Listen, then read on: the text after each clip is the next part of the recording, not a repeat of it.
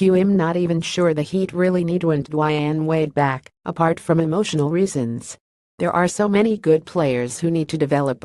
That's why Pat Riley could be so at ease with his answer to my question Friday about a possible Wade return to the Heat. At the time, there was no actual possibility, with Dwyane still under contract to the Bulls.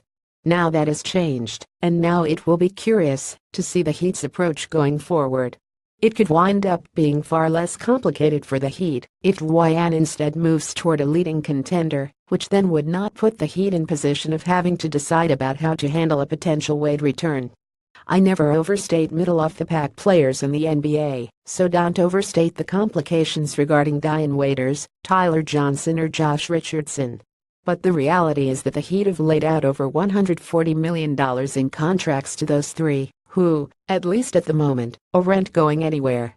And that does not even get to the reality that Goran Dragic finally broke out with the Heat after Dwyane's departure. If Dwyane opts to move on to the Cavaliers or Rockets or Thunder, then Riley could simply point to those teams being better positioned for a 35-year-old player seeking a window opportunity. However, if Dwyane makes it publicly known that a Miami return would be enticing, then it will be interesting to see how the Heat frame whatever would follow. When you bring back Michael Beasley twice, it's not as if you are in any position to balk with Dwyane Wade. If Wade goes to Cleveland, there's no turning back between him and Pat. Choose wisely, Wade, your legacy is in Miami. See, sir. Except that's not how it works. This coming season is not about the Heat versus the Cavaliers. It's about the Heat continuing to make strides forward. And to get petty about a franchise icon moving on to the Cavaliers to join LeBron James would only allow LeBron to gain another upper hand. Dwyane's number 3 will be retired by the Heat regardless of his career path going forward. And from a playing standpoint, there is an opportunity to start in Cleveland that most likely would not be there with the Heat. A year with the Cavaliers actually makes plenty of sense for Dwyane at the moment, other than it meaning spending a year in Cleveland.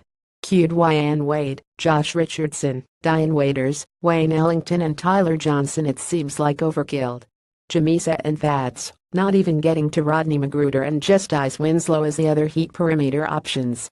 And it would be overkill. But it also could lead to the thinning of the pack, perhaps with 1 year of Wade allowing the Heat to move on from Tyler Johnson's contract now, and then having a year to reassess Wade's and his higher-tier contract. Look, there also were moments last season where Dwyane Wade could have helped because Dwyane Wade. Again, as with all these questions, Dwyane could make the Heat's decision easier by not having them have to make a decision. Caption Winderman at sunsentinel.com. Follow him at twitter.com or at facebook.com/Winderman for daily Heat mailbag. Go to sunsentinel.com.